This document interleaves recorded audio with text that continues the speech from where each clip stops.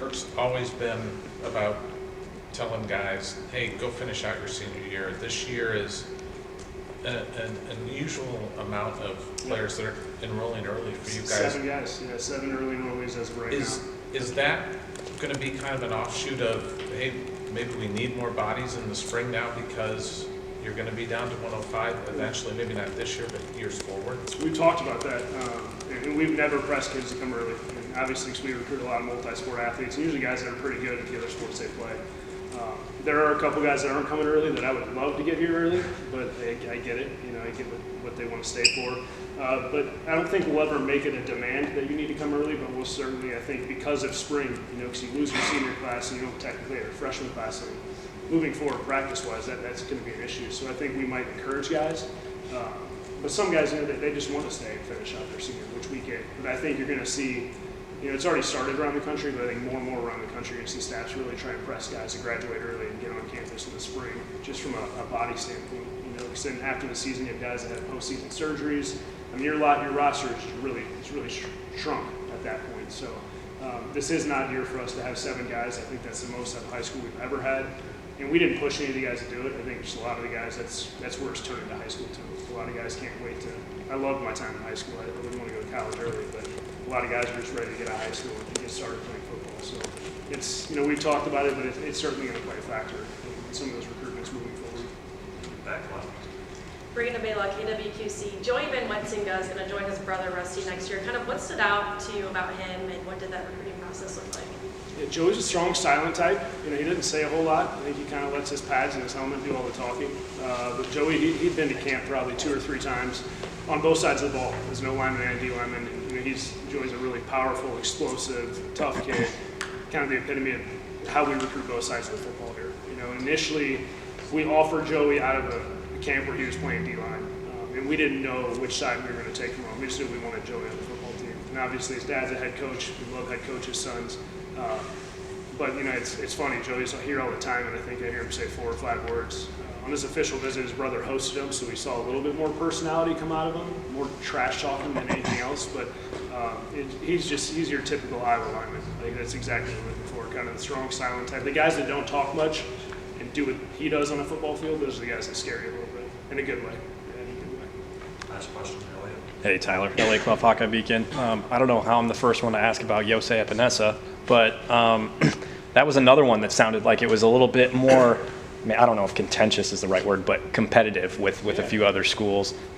Two-parter here, sorry. And then it looks like you got a slew of tight ends coming in with 3 different guys, one of them being a legacy and a guy that could play wide receiver or tight end. Yeah. So just wanted to ask about both those things. Yeah, Yose, kind of joked with Effie and Stephanie. It's just, you know, I wish you had more kids because then you wouldn't have enough time to go out and visit all these other schools like you're doing with Yose. You know, with AJ and his sister Sam, they were always busy, and Eric. And I was like, man, the 5th kid like this, or the 4th kid, sorry, this is tough because now you actually can go see things.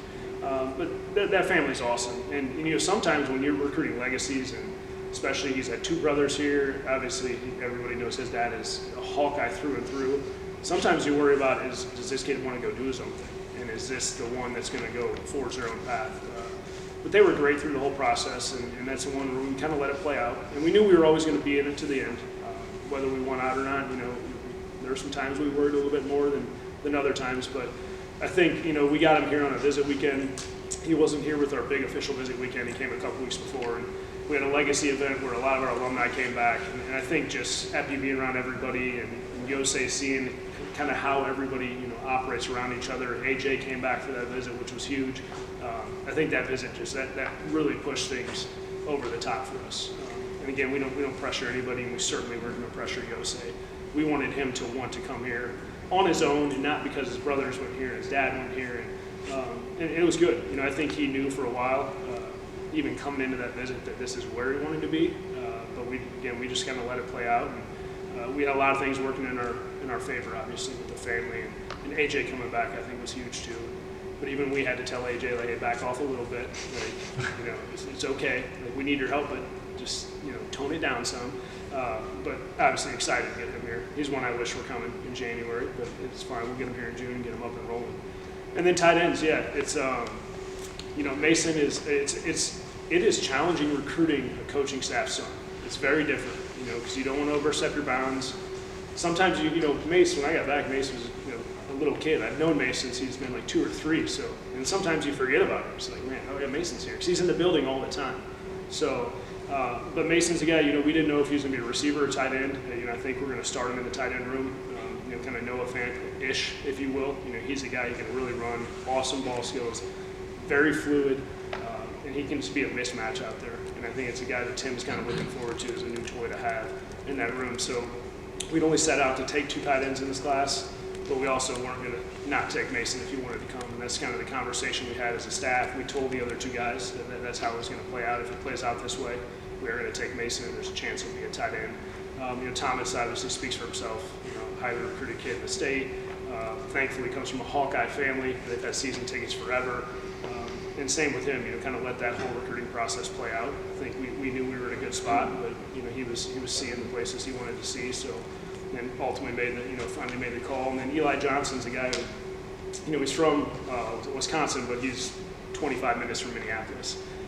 And how Minnesota and Wisconsin weren't all over this kid before we got to him is unbelievable, because he stands out like a sore thumb. You know, he's 6'5", he's 225 pounds, really good basketball player, very good football player, and obviously once we offered him, he picked up some traction. But you know, those are kind of, we've had a bunch of stories with tight ends like that, and players all over the board, but specifically tight ends that are kind of diamonds in the rough, if you will. So we're excited about all 3 guys coming here. Abdul should be really excited. You know, his room is, it's young, you know, minus Addy right now, but there's some talent in there. Obviously, those 3 guys will certainly add to that room. Okay, thank you. Thank you, everybody.